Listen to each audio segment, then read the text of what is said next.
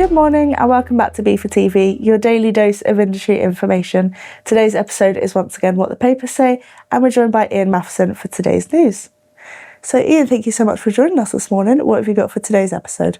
Well, Brooke, shall we begin in Birmingham, where obviously BIFA has a major presence at the Multimodal 2026, which started today. Of course.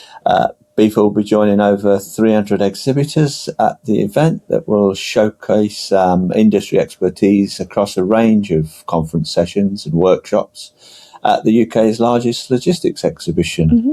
And obviously the event provides a very valuable platform to address key issues affecting freight forwarders and the wider supply chain. And of course, events like Multimodal have become increasingly important as the industry navigates everything from digital transformation to customs changes and sustainability requirements. And BIFA's involvement really highlights the need for knowledge sharing at a time when supply chains are under significant pressure. Of course, yeah, like you said, it's a key time, so it'll be good to see as many visitors as possible on the BIFA stand, and as always, we'll be in the middle of the Forwarder Village. Turning to a different subject, that's safety. The latest Allianz Safety and Shipping Review has identified geopolitical instability as the biggest threat facing global shipping. The report points to recent disruption in the Middle East and the growing concerns around key maritime choke points as major challenges for ship owners and operators.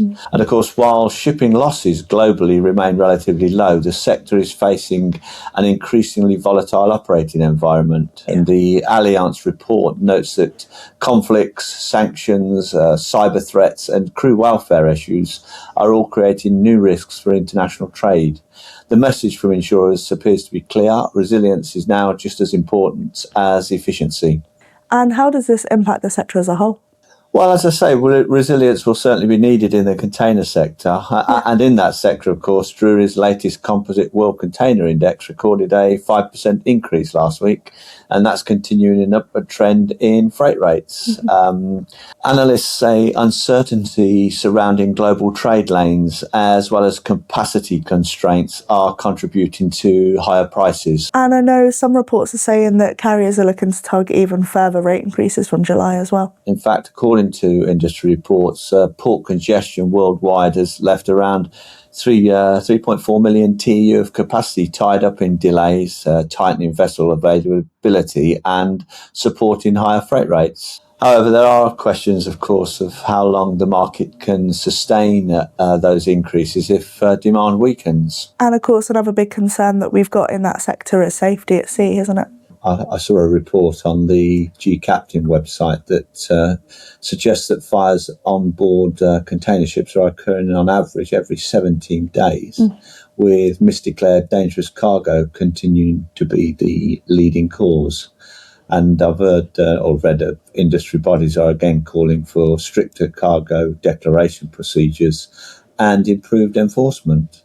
And of course, misdeclared cargoes remains one of the shipping industry's most persistent problems. And that's lithium-ion batteries, chemicals and other hazardous goods can pose significant risks when incorrectly documented. The industry is investing in detection technologies, but accurate declarations from shippers and forwarders remain essential. And while we're on that topic, we've also had some interesting news about container losses overboard as well. Yeah, we have. New figures released by the World Shipping Council show that although losses at sea increased in 2025, they remained historically low. And the WSC has said that this reflects improvements in vessel design, cargo securing and weather routing. But nevertheless, experts warn that severe weather and larger vessel sizes mean the risk has not disappeared. Although those container losses are far below historic averages, a single incident could still result in hundreds of containers being lost. And so continuous investment in safety standards and crew training will remain vital. And now moving on from container shipping, what's the latest news in air cargo? I think the big news last week was the Air Cargo China event, and there was a lot of interesting information came out of that. And one of the panels I listened to, the speakers identified recruitment, freighter capacity shortages, and cyber attacks as three of the biggest threats to the air cargo market. One speaker said the threat presented by cyber attacks was being underestimated because there hadn't been a major attack on the industry for a while. Another said the biggest challenge faced by air cargo is a shortage of freighter capacity over the coming years. And a third said the biggest challenge is staff recruitment and the retention at suppliers such as ground handlers. Thank you, as always, for coming and sharing these insights. I know that our members will find it of use. That's no problem, Brooke, and I'm sure there'll be a lot more insights coming out of Birmingham over the next 3 days. As always, the links to all of the articles and the reports that we've discussed in today's episode will be in the description below. That's all for today's edition of BIFA TV, your daily dose of industry information.